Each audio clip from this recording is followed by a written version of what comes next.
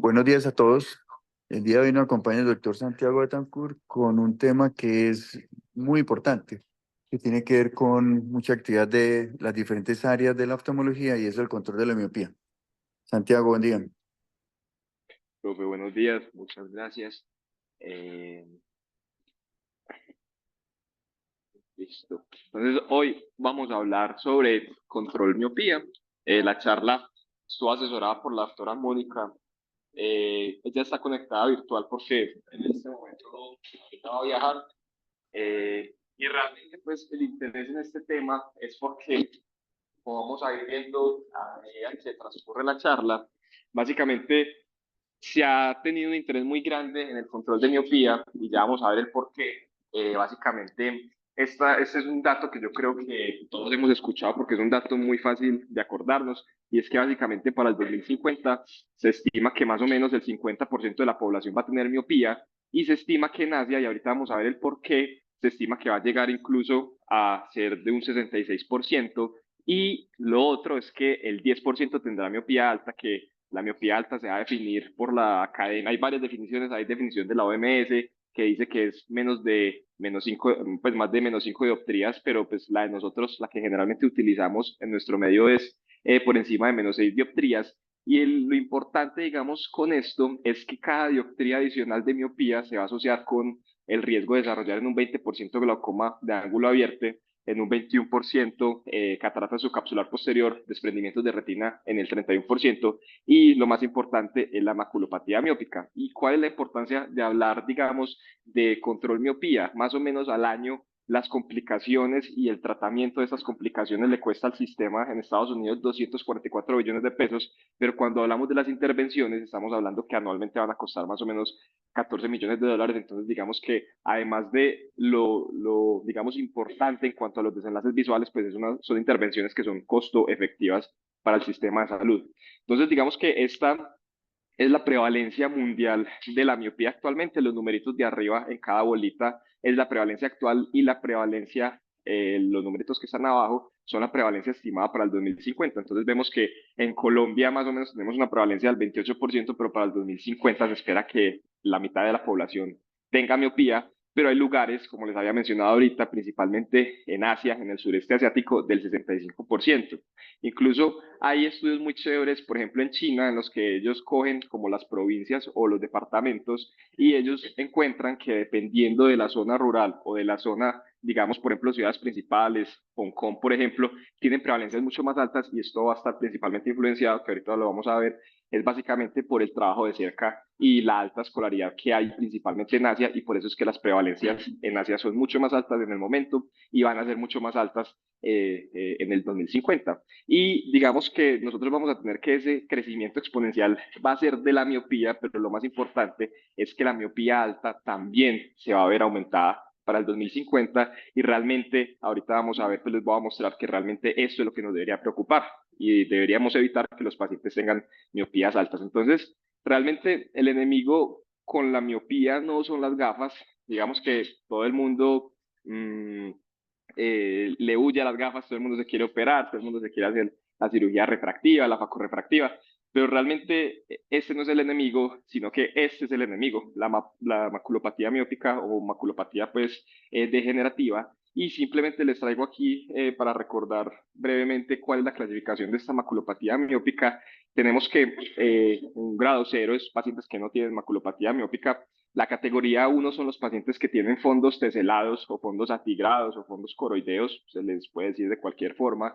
La categoría 2 son cuando ya los pacientes tienen una atrofia corioretinial difusa.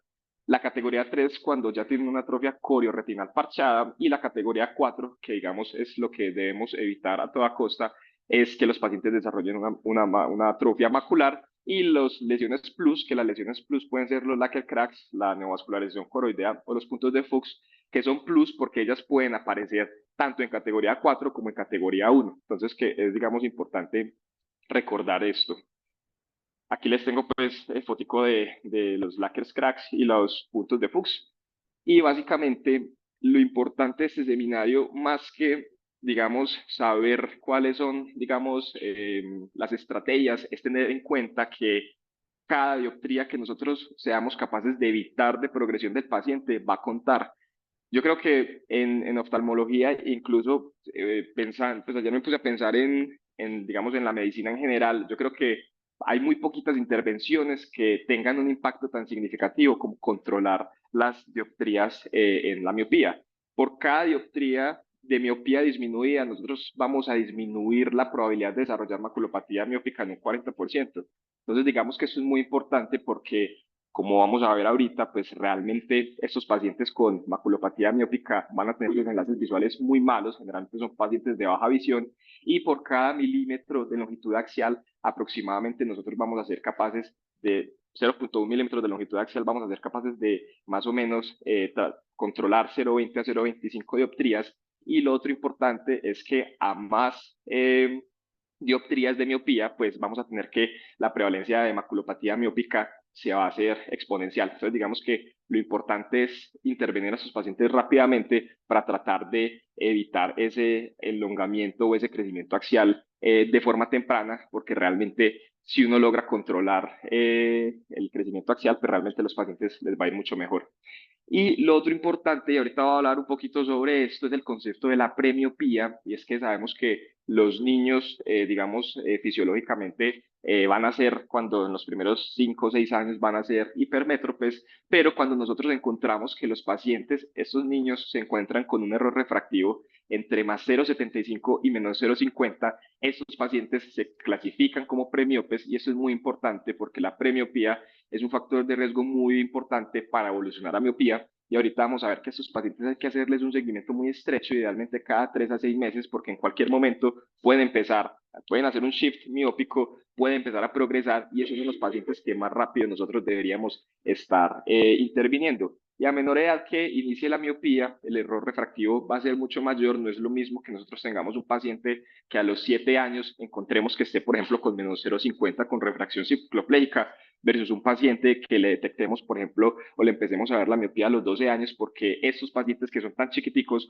son los que posiblemente van a tener defectos refractivos mucho más altos y son los que tienen mayor riesgo de generar maculopatía miópica. Y realmente encontrar niños por debajo de los 5 años con miopía es muy raro, porque más o menos a los 5 o 6 años es el momento en el que se da la escolarización y es el momento en el que el trabajo de cerca nos va a empezar a generar ese estímulo para que se nos genere la miopía.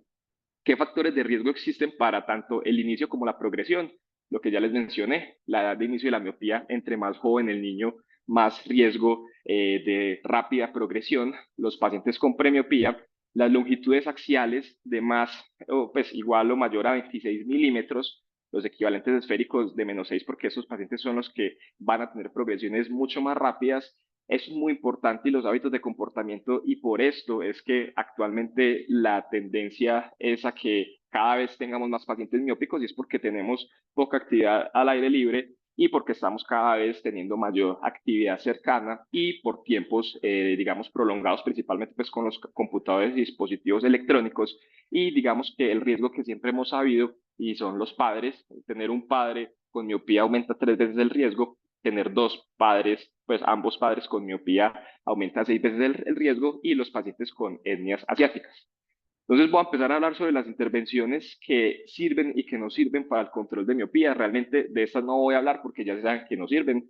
Realmente pues antes se creía que realizando una corrección subóptima ayudaba, digamos, a controlar la miopía, lentes de contacto monofocales blandos, gafas bifocales, gafas progresivas. Esto se sabe que ya no sirve, y por lo tanto me voy a centrar durante todo el staff en hablar sobre las intervenciones que sí sirven, digamos, cómo utilizarlas y qué estrategias tenemos. Entonces, voy a empezar a hablar sobre las actividades al aire libre, obviamente la disminución del trabajo de cerca. Vamos a hablar un poquito sobre los lentes DIMS y HAL, los multifocales blancos, la ortoqueratología y la atropina.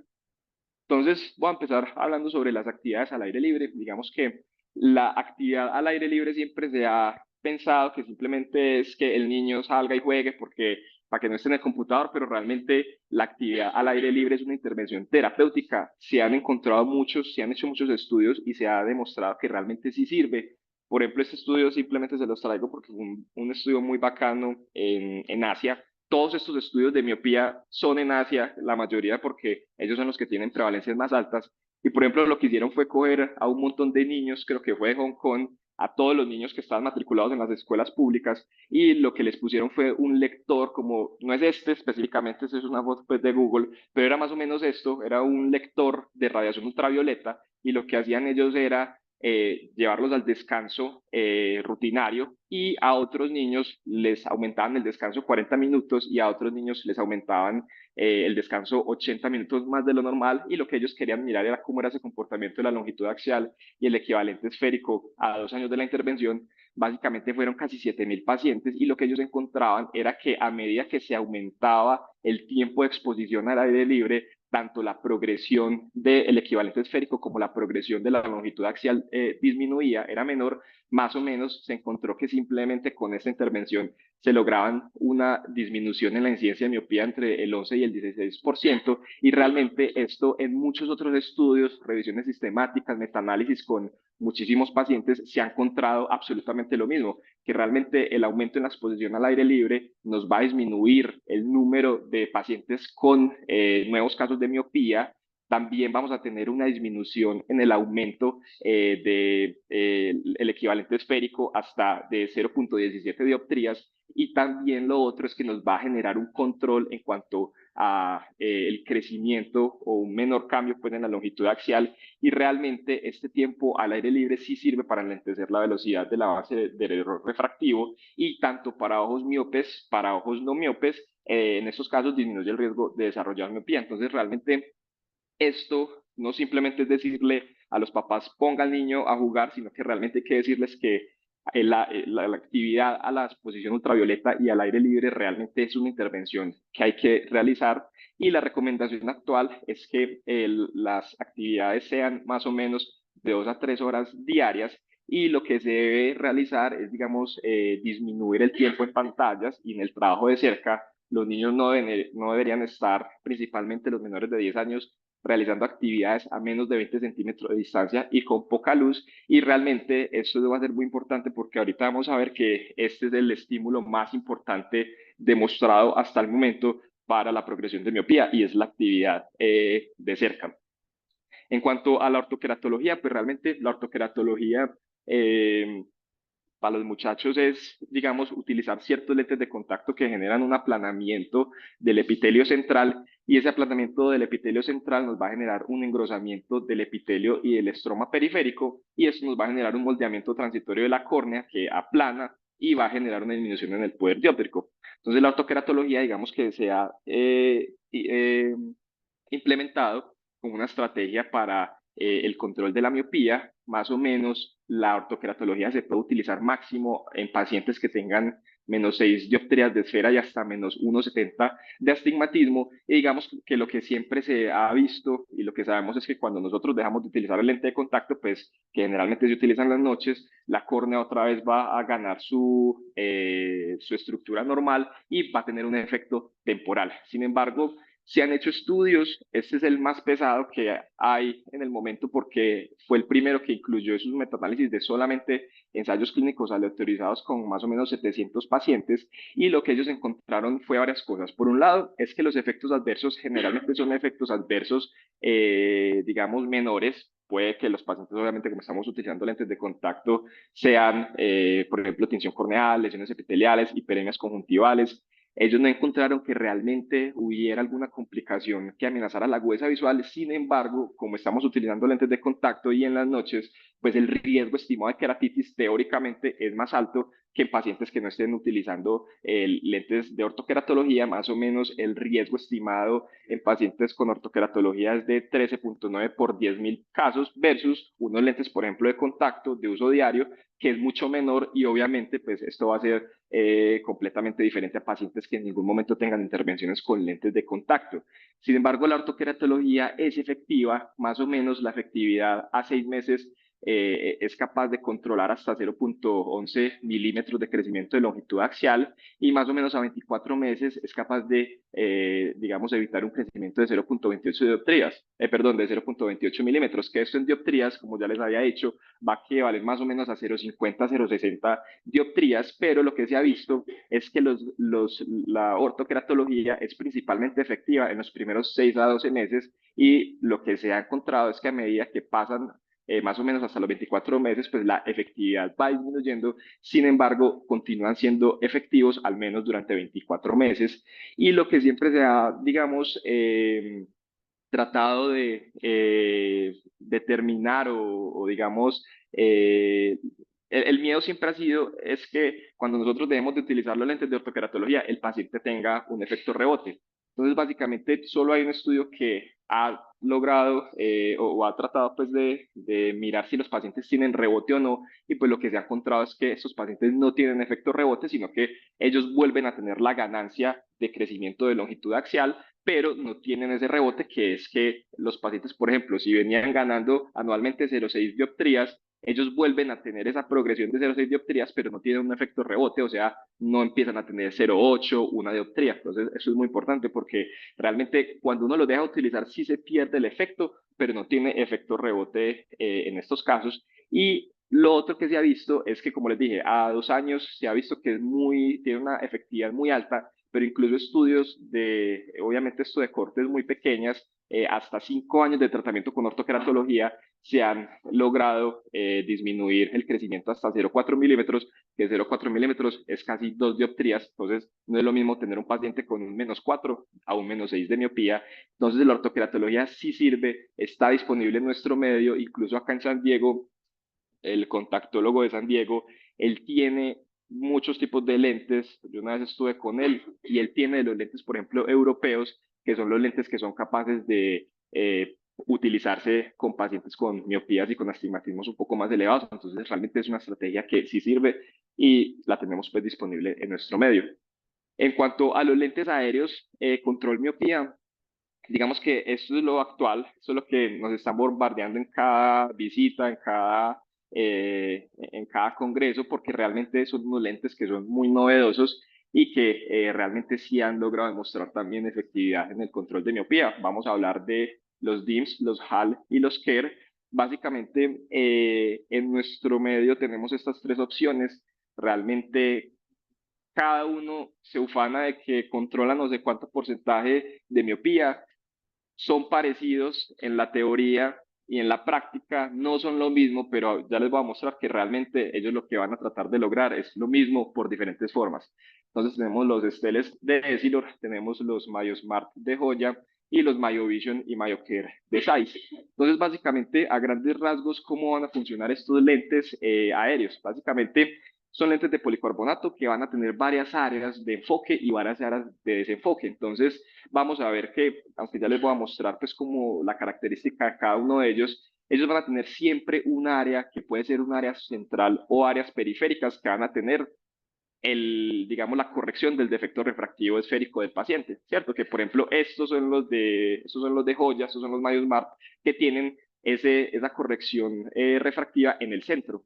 Y posteriormente van a tener en la periferia una zona que es la zona de tratamiento, que van a ser múltiples lentes ya distribuidos de diferentes formas según la marca, que básicamente son lentes con un poder positivo para evitar el desenfoque hipermetrópico. Entonces, básicamente, el desenfoque hipermetrópico es lo que se sabe actualmente que es el estímulo más grande para el crecimiento de la longitud axial, y es que básicamente cuando nosotros generamos una corrección de una miopía con lentes negativos, nosotros efectivamente vamos a lograr que tengamos un enfoque foveolar, pero en la periferia lo que va a pasar es que gracias al lente tradicional de corrección de miopía, esos rayos no alcanzan a ubicarse en la retina, van a ubicarse por detrás, y esto es lo que se va a llamar desenfoque hipermetrópico, y es lo que sabemos actualmente que, como les dije, es el estímulo más grande para el aumento en la longitud axial. Entonces, lo que hacen estos lentes es básicamente evitar ese desenfoque hipermetrópico por medio de, en la periferia, poner lentes positivos que lo que nos van a permitir es que de forma central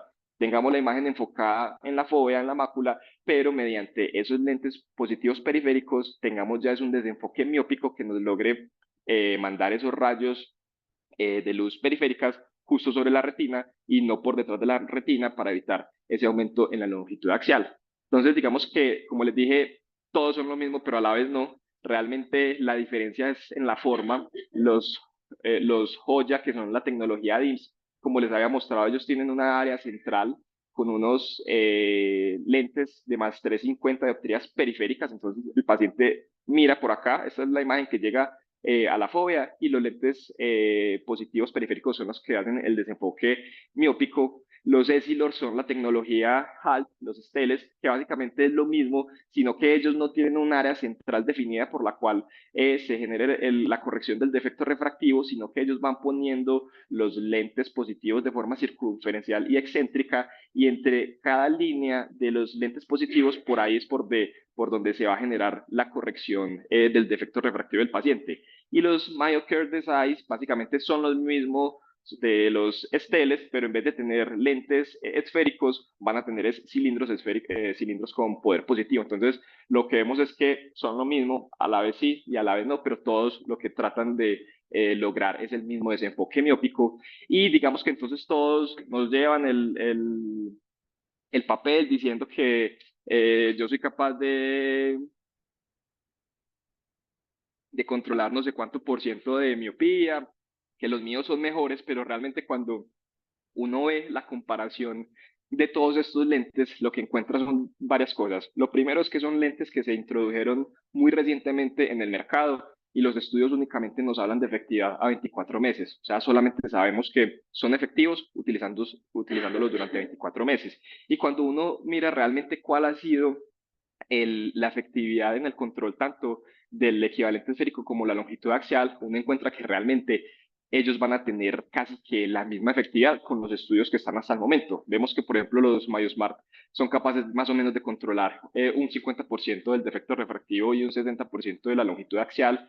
Los Steles de Essilor logran un poquito más, pero realmente eso no es comparable porque son estudios, como les dije, a un seguimiento todavía muy corto y con muy pocos pacientes. Y, por ejemplo, los MyoCare nos muestran tasas un poquito menores, pero es porque básicamente estos son más nuevos y solo tienen estudios a un año. Entonces, por ahora, ¿qué sabemos? Estos lentes sí sirven, sí funcionan, logran a 2 años disminuir casi que un 50-60% la progresión de la miopía, pero lo que tenemos que esperar es realmente mirar a unos años, por ejemplo, estudios que lleguen en este momento. Los MyoSmart están más o menos por 36 meses, pero lo que posiblemente vamos a ver en el futuro es que ya con estudios a largo plazo y con más pacientes, pues ya nosotros podamos, digamos, determinar cuál de estos es el que más sirve y poder seleccionar pues uno de ellos, o puede que todos sirvan, pero realmente la conclusión es que en el momento los lentes aéreos de control de miopía sí sirven y son una alternativa pues para utilizar. Obviamente, digamos que ellos tienen ciertas condiciones. Yo creo que la más importante es el precio. No son lentes para todo el mundo, más o menos los Stellest a final del año pasado estaban solamente el lente sin hacerle pues el tallado más o menos 800.000 pesos. Entonces son lentes que no son baratos, y lo otro es que deben realizarse en lugares especializados en los que adapten marcos para niños, porque obviamente ellos tienen que tener una adaptación perfecta para lograr ese desenfoque miópico. Y lo otro es que estos lentes solo sirven si se utilizan por mínimo 15 horas al día. Entonces, digamos que si el niño no es un niño adherente, no le gustan las gafas, pues realmente no es una opción para este tipo de pacientes. Y lo otro es que entonces, digamos que con estos resultados, pues básicamente ellos dijeron, y si pasamos este mismo tipo de tecnología a lentes de contacto, ¿cómo nos va? Básicamente los Cooper Vision, los MyoSight de Cooper Vision fueron los primeros aprobados por la FDA, básicamente lo mismo, pero digamos, utilizando pues la misma tipo de tecnología, pero en lentes de contacto. Y básicamente lo que ellos encontraron en el estudio fue que logran lo mismo que los lentes aéreos, más o menos un control en la progresión de miopía del 51% y de la longitud axial del 52% en estudios de 3 años.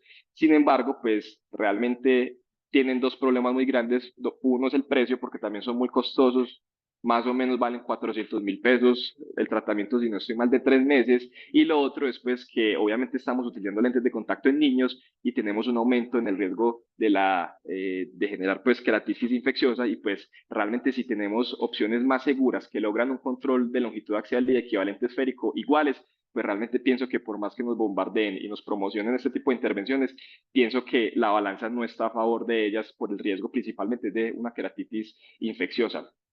Y en cuanto a la atropina, pues digamos que es muy importante porque se han, digamos que tratado de demostrar de todos los medicamentos posibles, se han utilizado el ciclopentolato, la atropina, por ejemplo, la tropicamida, incluso medicamentos neuroprotectores, pero realmente la atropina es la única que ha demostrado realmente tener beneficio en disminuir la progresión de la miopía.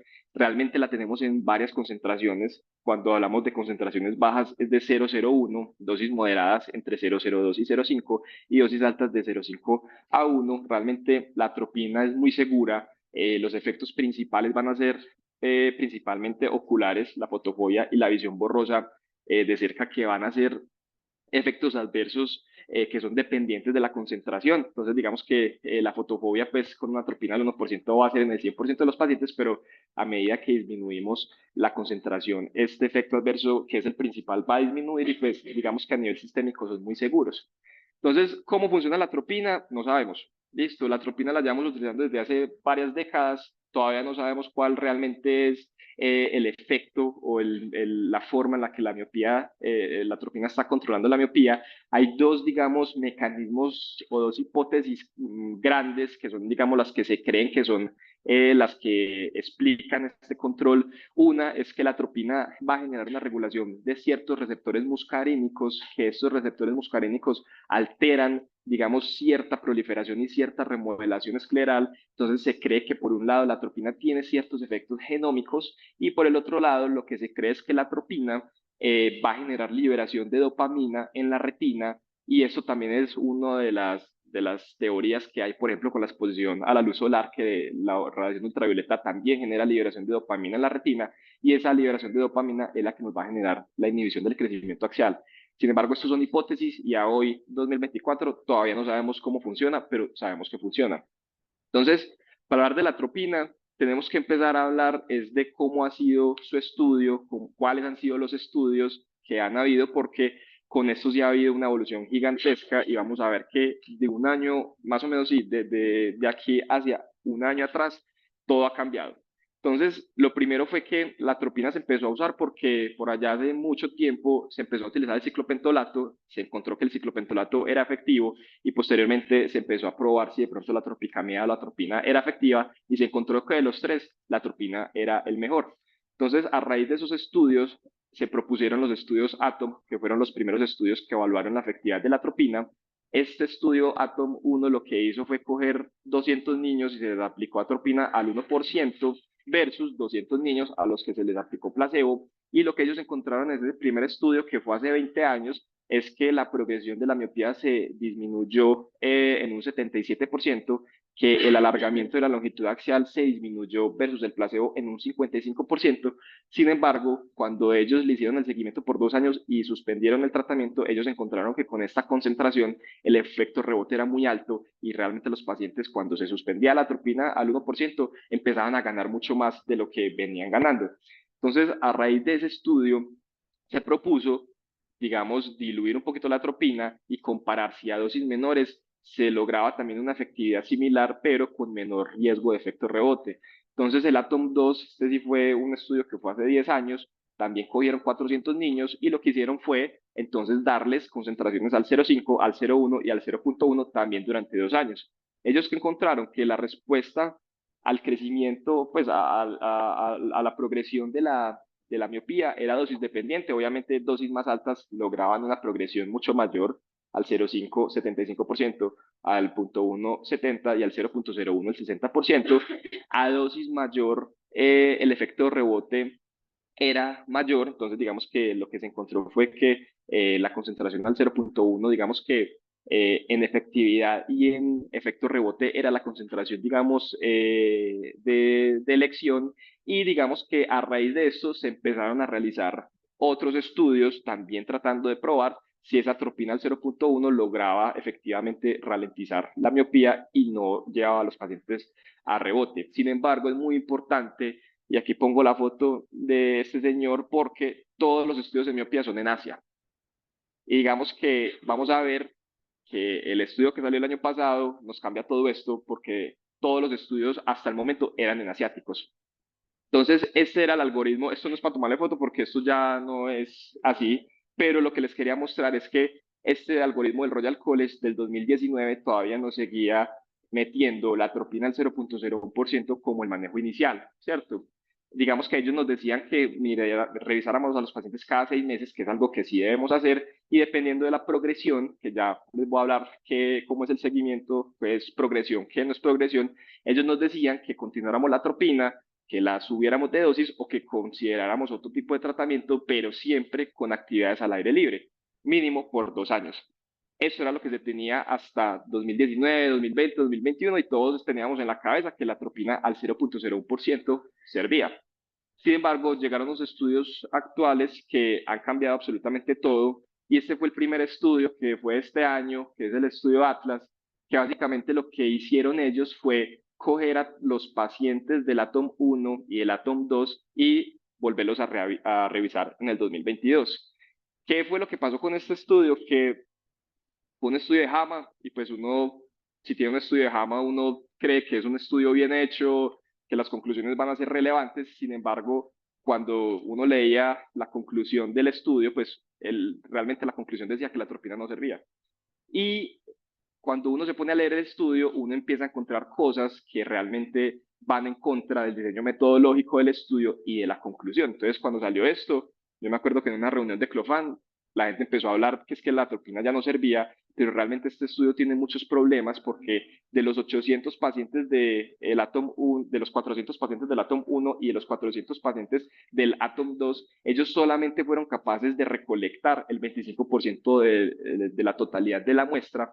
Y por el otro lado, uno de los grandes problemas era que cuando ellos evaluaron los pacientes en estas primeras fases y los volvieron a reevaluar, por ejemplo, los reevaluaban con diferentes técnicas de, por ejemplo, de biometría. Acá al principio se utilizaba, por ejemplo, biometría ultrasonográfica. Ya en este, por ejemplo, se utilizaba biometría óptica. Entonces, digamos que las mediciones y el seguimiento no fue digamos, a nivel del estudio, no fue algo que permitiera poder hacer comparaciones. Ellos decían que realmente a 20 años del estudio Atom 1 al 1%, ni a 10 años de la atropina al 0.1, la atropina fuera efectiva, pero realmente, como les digo, es un estudio que alarmó a todo el mundo, pero realmente es un estudio que dentro de su diseño pienso que es un diseño que está mal hecho y ellos mismos en la discusión explican también, digamos, dentro de las cosas negativas, ellos explican que los resultados realmente hay que cogerlos con pinzas, pero pues realmente este estudio pienso que no se debería tener en mente porque toda la evidencia nos ha dicho que realmente sí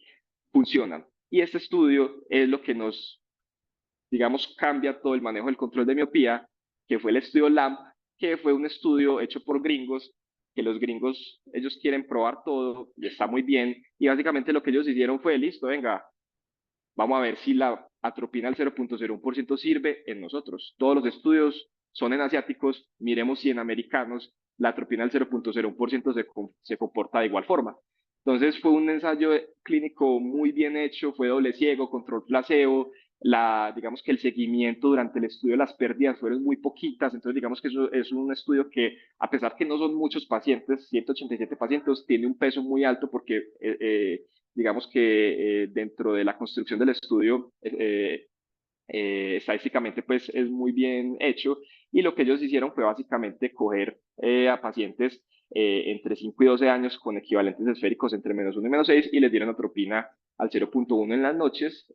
Hubo un grupo de control placebo y ellos después de haberle dado estos 2 años de tratamiento los siguieron por 6 meses más de observación. Y básicamente, ¿qué encontraron? Y esto es lo que nos cambia todo, que la atropina al 0.1% disminuye la progresión de la miopía, tanto en equivalente esférico como en longitud axial, en asiáticos por todos los estudios que hay, pero este estudio demostró que en los americanos la atropina al 0.1% no servía. y ellos lo comparaban. Entonces todos esos son los estudios, los ensayos clínicos aleatorizados de atropina al 0.01%, y lo que se ve es que todos estos estudios son en Asia y que la efectividad realmente de la atropina en población occidental no es la misma. Incluso ya hay unos estudios, hay un estudio creo que es de Noruega y otro en Australia que también han encontrado lo mismo, que realmente en ojos no asiáticos la efectividad es diferente. Entonces, a raíz de esto, ¿qué pasó? Pues se empezó a buscar y se empezaron a mirar otros estudios que realmente trataran de encontrar cuál era entonces esa concentración perfecta de la miopía, y lo que se ha encontrado es que cuando hablamos de cambio a nivel del equivalente esférico de la refracción, la atropina al 0.05 es la que mejor logra el control, obviamente haciendo una balanza entre los efectos adversos principalmente, que son la alteración pues en la amplitud de acomodación, el diámetro pupilar, la fotofobia. Entonces, en cuanto a equivalente esférico, la atropina al 0.5% es el más efectivo. En cuanto a la elongación o el crecimiento axial, la atropina al 0.05% es la más efectiva. Y en cuanto a el control total de la progresión miópica, también al 0.5% es lo más efectivo.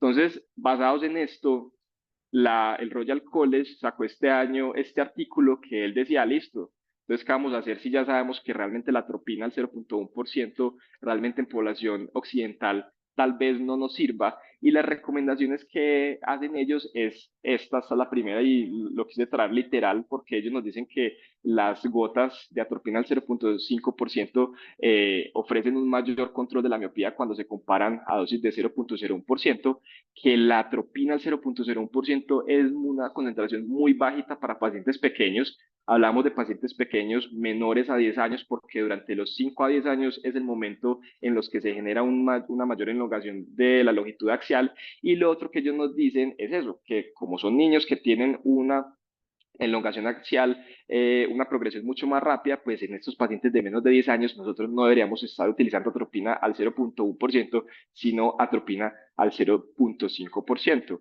Y digamos que ese sí es el algoritmo que es adaptado de la sociedad brasilera.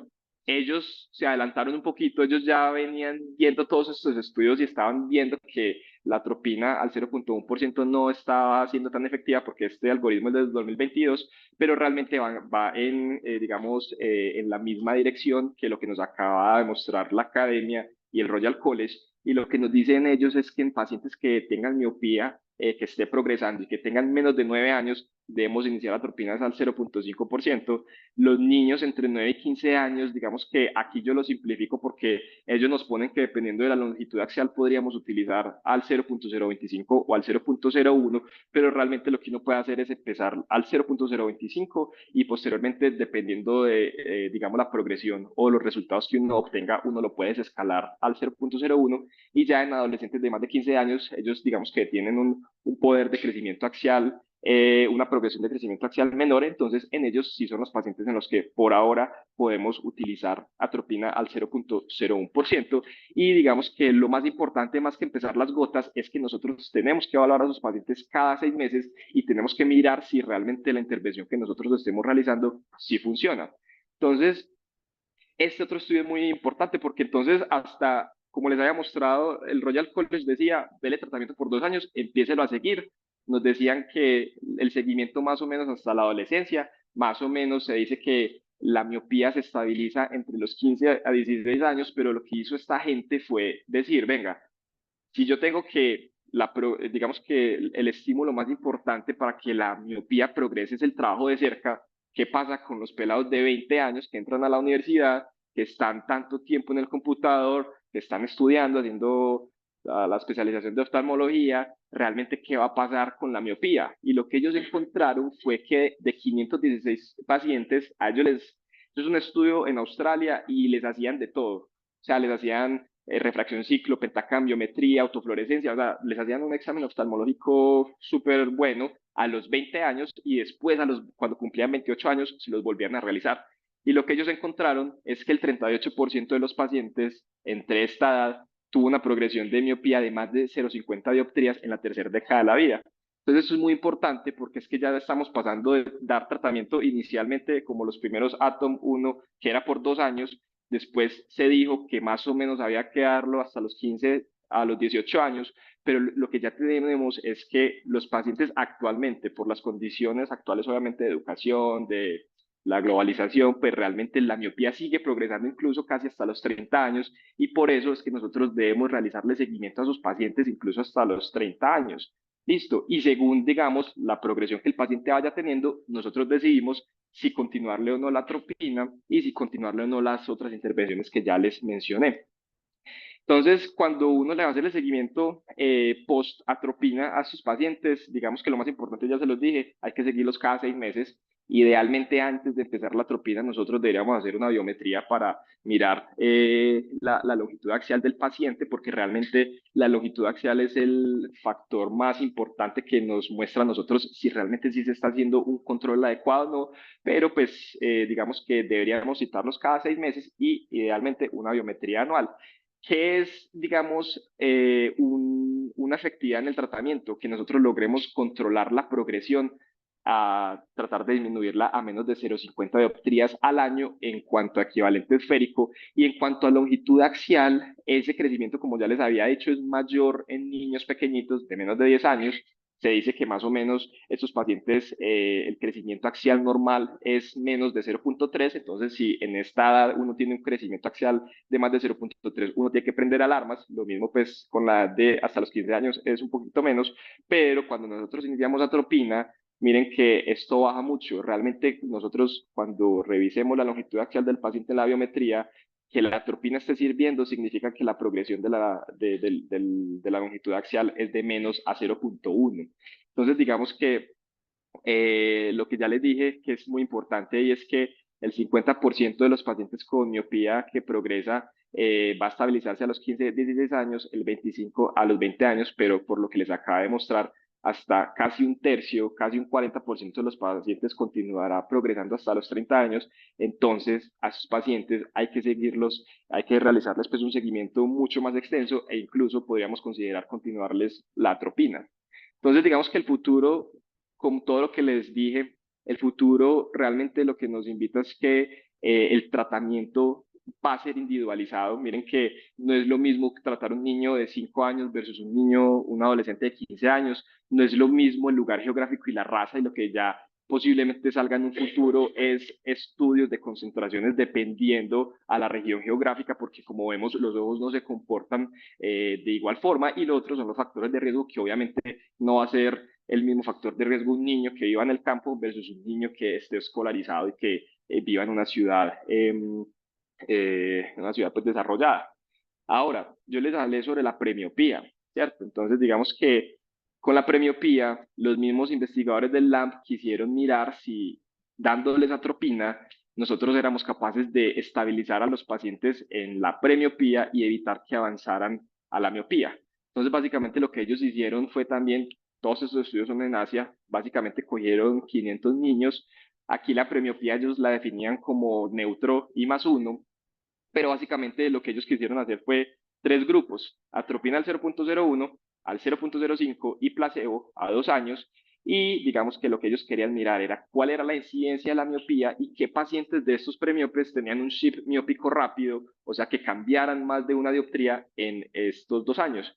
Y lo que ellos encontraron fue que para la premiopía, también la atropina al 0,5% es la que logra menor incidencia de evitar tanto el shift miópico rápido como el desarrollo de la miopía y que la atropina del 0,01% no servía y realmente solo existe hasta el momento este estudio, posiblemente después hayan más, pero lo que tenemos con esto es que probablemente en algunos años nosotros vamos a empezar a utilizar la miopía la atropina desde momentos más tempranos, incluso en pacientes premiopes.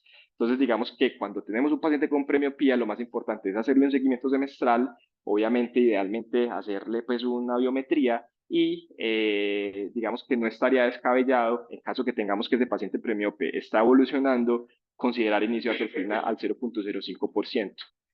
Y lo otro es, listo, ya vimos que la ortoqueratología, la atropina, todo esto sirve. Y si nosotros combinamos los tratamientos, ¿sirve o no sirve?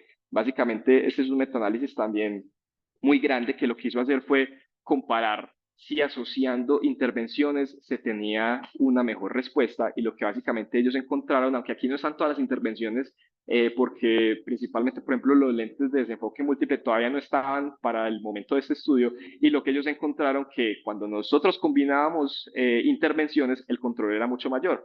Entonces, la eficacia en el enlentecimiento de la miopía es mucho más grande cuando combinamos medidas versus cuando utilizamos un tratamiento únicamente con un tipo de intervención. Y eso se ha demostrado en otros estudios. Básicamente, este es un estudio que incorporó atropina más los lentes de Mayo Smart, y básicamente lo que ellos encontraron era que cuando se combinaban los lentes más la atropina, el control tanto en longitud axial como equivalente esférico era mayor. Y básicamente esto es lo último, esto es, digamos que el resumen de toda la charla, y es que cuando nosotros tengamos pacientes que tengan miopía, que esté progresando, lo primero de todo es identificar que realmente el paciente sea un miope, pero que sea un miope axial, ¿cierto? Por eso es que idealmente nosotros tenemos que hacerle una biometría, porque digamos que si nosotros tenemos un miope que tenga una miopía, por ejemplo, por la curvatura de la córnea, en esos pacientes pues realmente nosotros no tenemos estas intervenciones que todas están diseñadas para disminuir el crecimiento de pues, el aumento en la longitud axial. Lo otro siempre muy importante, los factores de riesgo.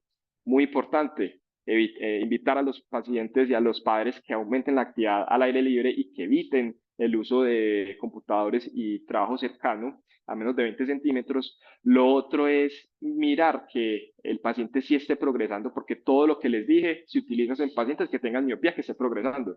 Si es un paciente que tiene una miopía de menos 0,75, pero él está estable durante todos los seguimientos, a ese paciente no le vamos a ofrecer todo esto de control miopía. Lo otro es entonces mirar según el paciente cuál de las estrategias es la más adaptable para él. Y digamos que a grandes rasgos, la primera es la atropina, y en segunda medida podríamos mirar si tenemos lentes aéreos multifocales.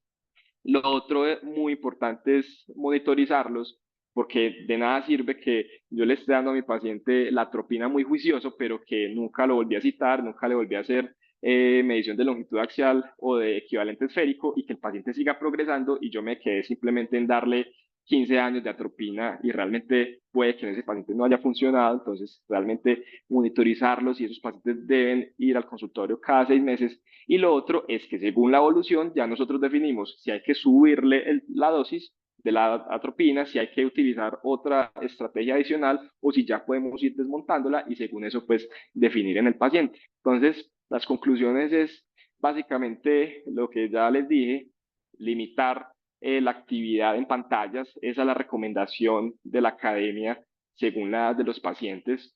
Invitar a los pacientes a que hagan actividad al aire libre. Lo otro es la atropina. Ya sabemos que al 0,05 es la dosis óptima con los estudios de hoy en día. Puede que esto cambie a futuro con más estudios poblacionales. Lo otro es, ojo con esto, yo creo que fue lo que más me asombró cuando revisé esta charla, y es la progresión. Casi que el 40% de los pacientes actualmente siguen progresando hasta los 30 años. Y lo otro es que podemos utilizar medidas, y las podemos utilizar de forma combinada, y que si las tenemos en este momento, las usemos. Entonces, eso era lo que les tenía para hoy. Es un tema muy chévere, y pienso que está al alcance de todos nosotros de poder mandar y todas estas intervenciones, y pues lograr un control de miopía en estos pacienticos, y evitar que después estén yendo a baja visión por maculopatías ya muy avanzadas.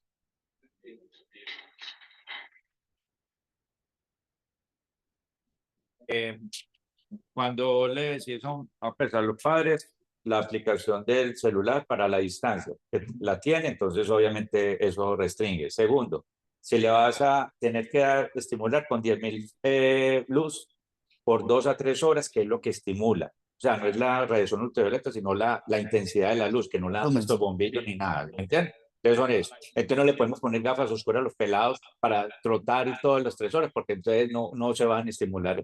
¿Entiendes? La otra, la vitamina D también, que en dosis altas de vitamina D también mejoró eso, y la dopamina también, pues, que se vieron estudios. Y la otra, vos hay que darle, empezás un pelado atropina con qué miopía. Yo creo que más que el valor de la miopía es que se progresa. Por eso, pero entonces vos ves el niño a los 5 años, te lo traen y los papás son miopes, ¿cierto? O a los dos. O más temprano. Pues, Te vas a que esos niños se entonces diga una biometría a un pelado, para que sea pues, confiable, ¿me entiendes? Exacto. Entonces esa es la cosa, ¿cierto? No, uno no tiene como el parámetro para iniciar, o sea, ya te lo van a llevar grandecito y que ya están viendo que las gafas pues, cada 6 meses están cambiando. Pero mi miope menos de 10 va a tener mucho tiempo de crecer. Ese es el problema. Hay una cosa también que hay que hablar y es que no hay que satanizar la miopía.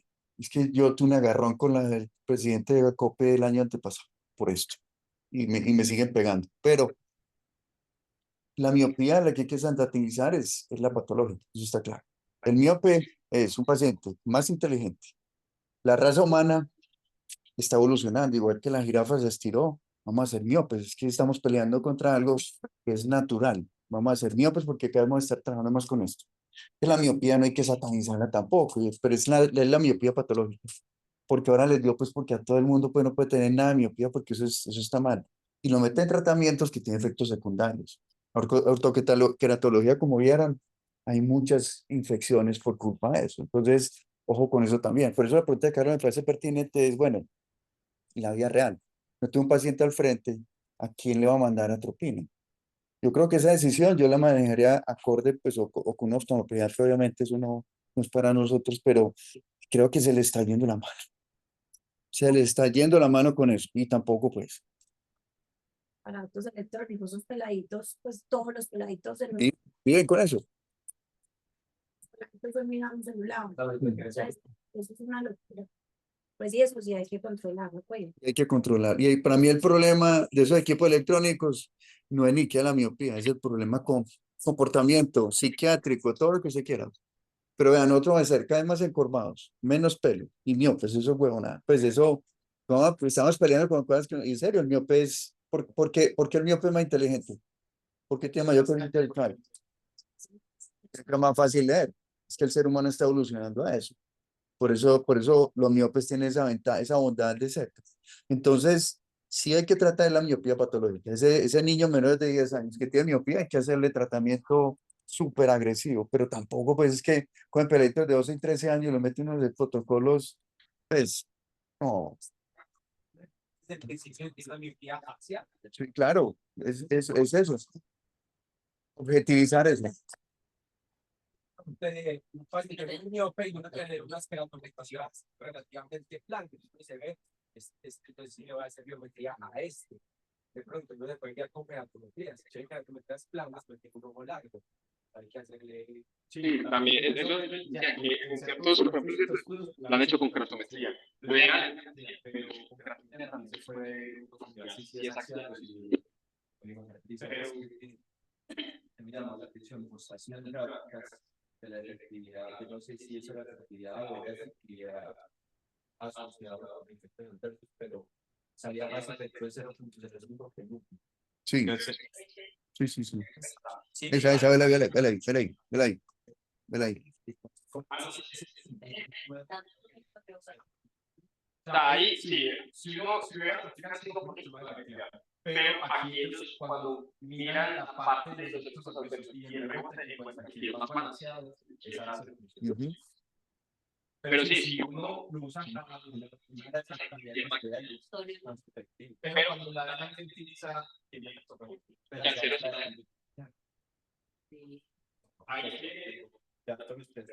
hasta la diseño.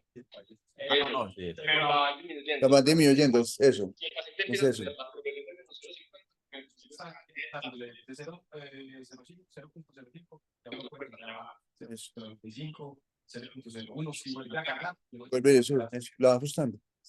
Yo tengo una pregunta para Mónica, pues para ustedes. Pero Mónica no está. Pues yo en residencia, yo veía que todos mis papás usaban ciclogil. Yo veo que ya en algunas partes hay mucho de ciclogil. Pues muchos oftalmólogos no usan ciclogil para ¿Para qué? Pues que para ciclopenia tiene que ser con ciclogel. La tropicamida no hace ciclopenia. por eso les estoy diciendo. Yo veo que muchos oftalmólogos. Eso es mala práctica. Eso es mala práctica. Es que quería preguntarle a Mónica porque he visto que mezclan migración con ciclogil.